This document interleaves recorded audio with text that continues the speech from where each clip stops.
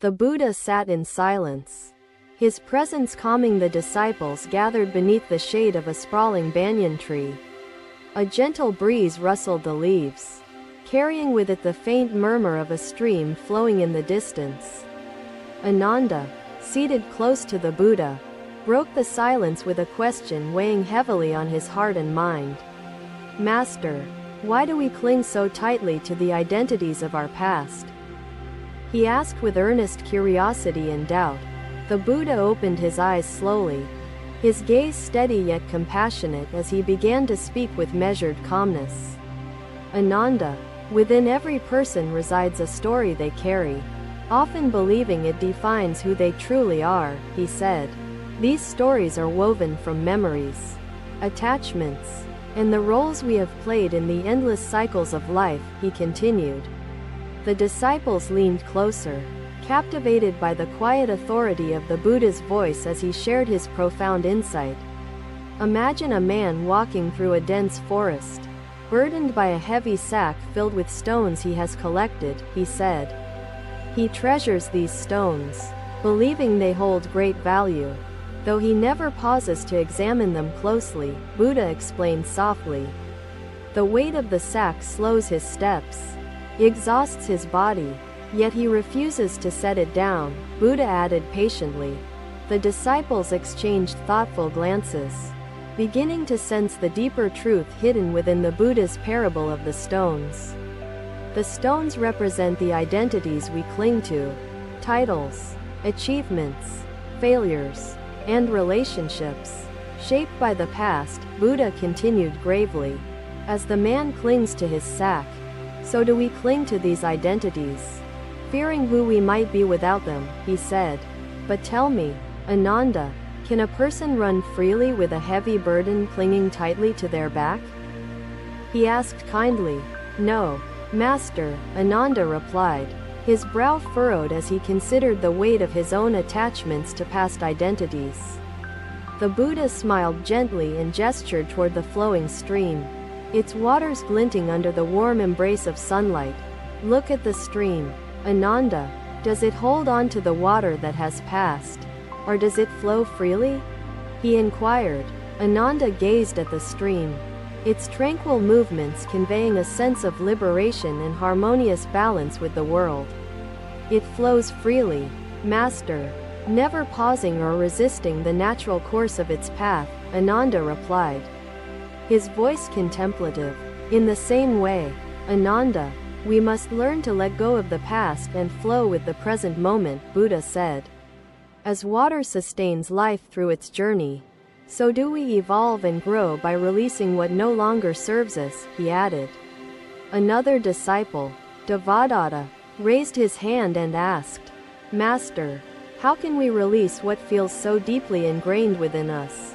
The Buddha nodded thoughtfully and answered, releasing begins with awareness, for we cannot let go of what we do not see.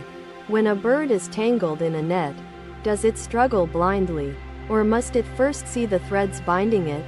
He asked. It must see the threads, Master, to know how to free itself, Devadatta responded, understanding dawning in his expression.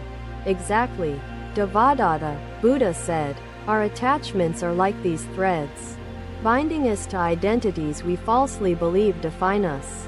By observing our thoughts and emotions without judgment, we can begin to untangle ourselves from the net of the past, he said. The disciples murmured in agreement, their own reflections guiding them toward the personal nets they had woven around themselves. Letting go does not mean forgetting, nor does it mean rejecting the lessons our past identities have offered us, Buddha explained. It means carrying the wisdom forward, like a seed planted in fertile soil, rather than a stone weighing us down, he added.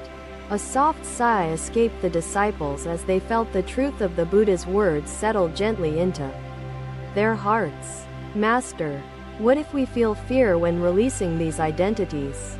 Are we not losing parts of ourselves in the process? Sujata asked. The farmer replied, I do not understand. Is hard work not enough to ensure success? Buddha explained, hard work alone is not enough. But, Sujata, a lotus does not fear losing its old petals. It knows new ones will bloom in their place, he added. The disciples grew still, their attention unwavering as they visualized the lotus, a symbol of renewal and the impermanence of life. To release fear, we must trust that we are more than the fragments of our past identities, Buddha said firmly. We are like the stream, the wind, and the sky, ever-changing, limitless, and deeply connected to the essence of existence, he added. Life's transitions are a mirror, he said. They reflect not only who we are but who we might become. Look at this leaf, he said, holding it up for all to see.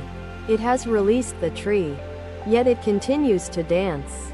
The leaf is not lost, for its journey continues, feeding the earth, nurturing the roots, and becoming part of the cycle again, he explained. And so it is with us.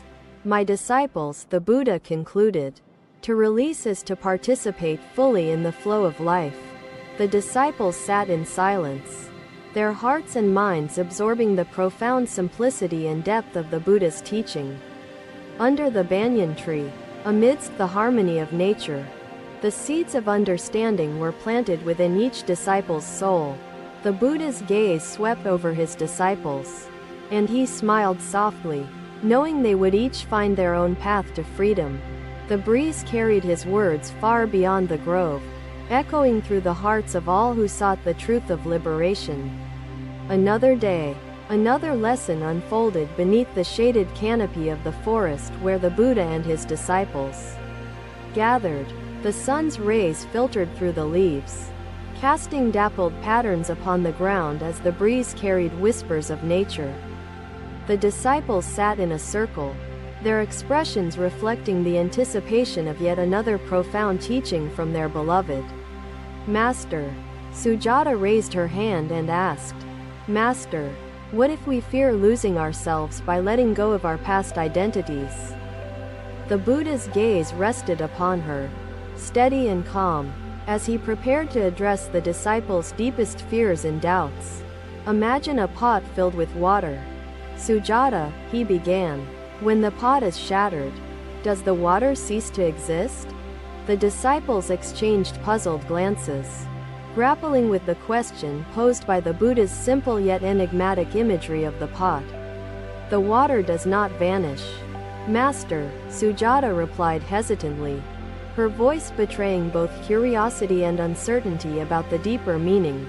The Buddha nodded, his serene countenance reflecting the quiet certainty of wisdom gained through lifetimes of contemplation and practice. Indeed, Sujata, the water returns to its source. The earth, the sky, the rivers, merging seamlessly with all existence, Buddha explained. Our identities are like the pot, he continued, his voice soft yet resonant. We believe they contain and define who we are. But in truth, we are like the water, vast, interconnected, and not confined by the fragile boundaries of our past, he said.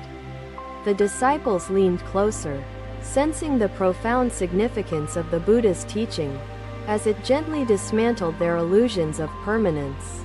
Sujata bowed her head, her mind stirring with questions. Yet her heart felt the solace of the Buddha's compassionate words. Master, Devadatta interjected, we cling to our identities because they give us a sense of stability and familiarity in life. The Buddha turned his attention to Devadatta and replied, stability built on illusion crumbles like sand when the waves inevitably reach it. To believe we are only our identities is to ignore the boundless truth that lies beyond our fears of change.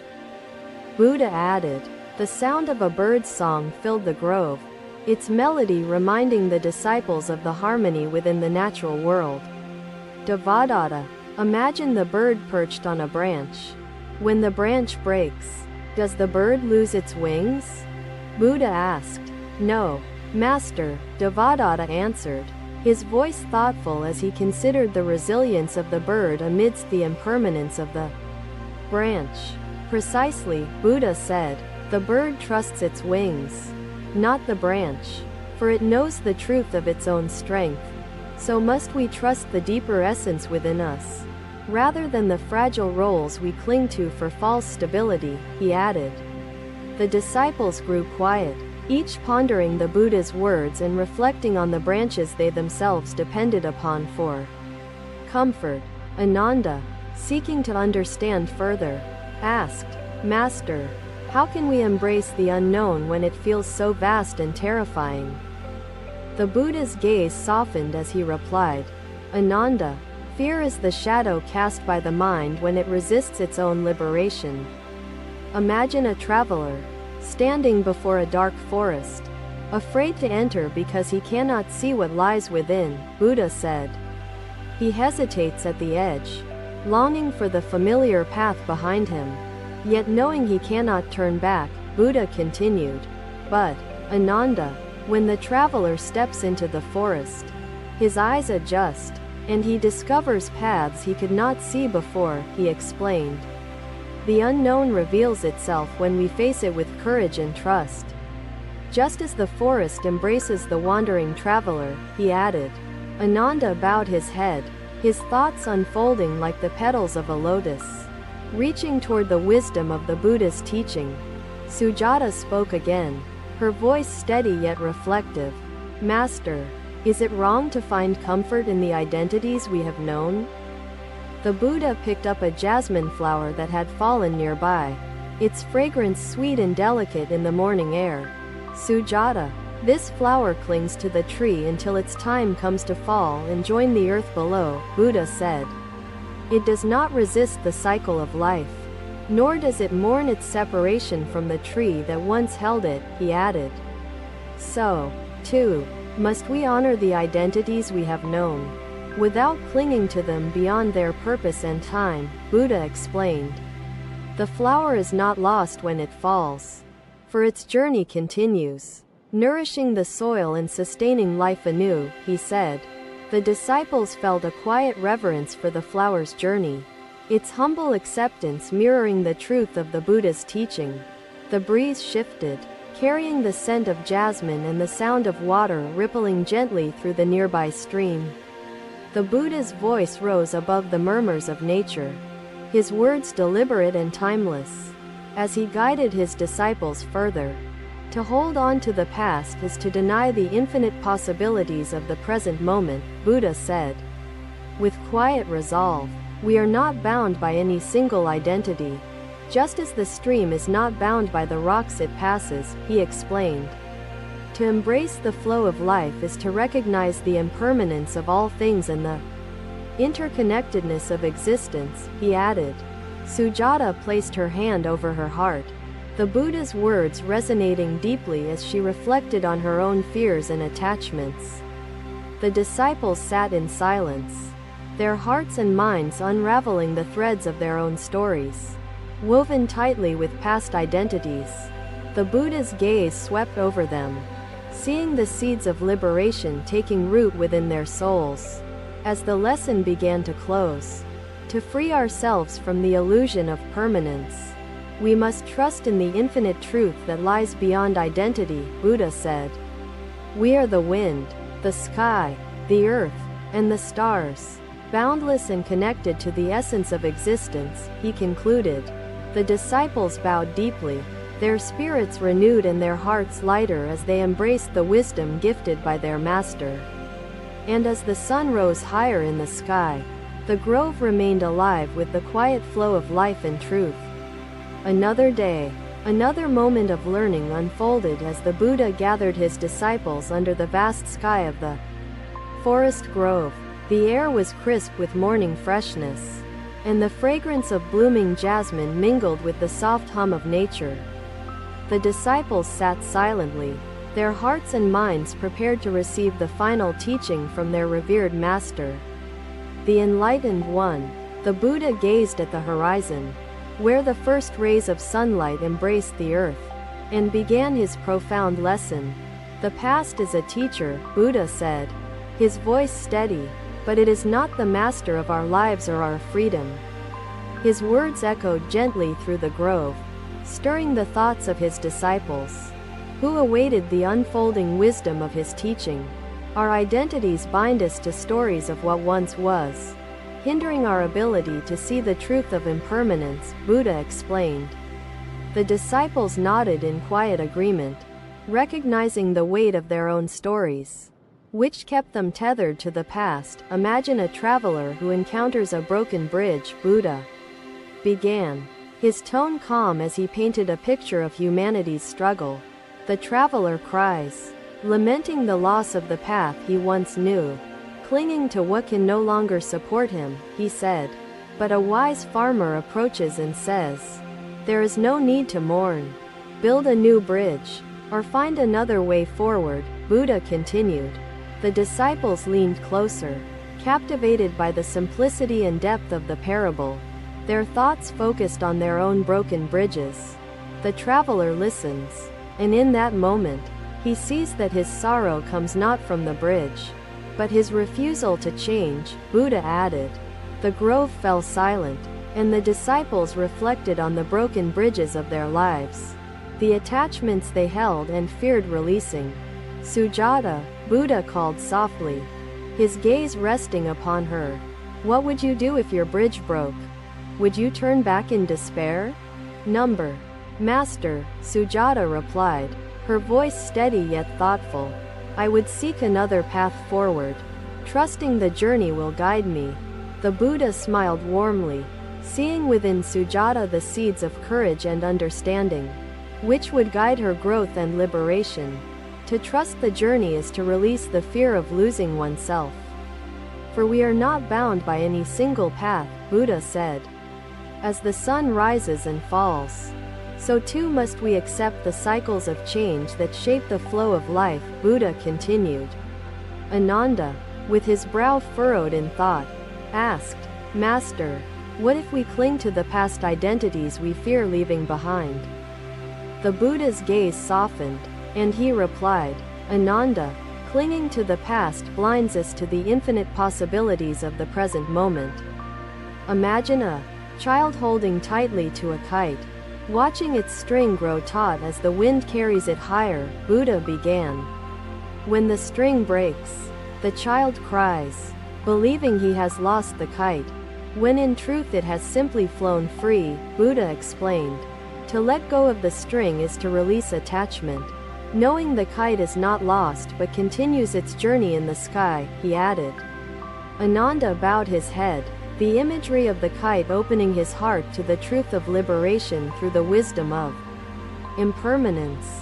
The disciples exchanged glances, each one pondering their own strings, the attachments to roles, memories, and stories that defined their identities. Devadatta, Buddha called, his voice drawing the disciples' attention. What attachments have weighed upon your soul, preventing you from moving forward? Devadatta hesitated, his expression reflecting the inner struggle between the fear of vulnerability and the desire for understanding and growth. Master, I fear losing the sense of who I am, the roles I have played, and the life I have known, Devadatta admitted.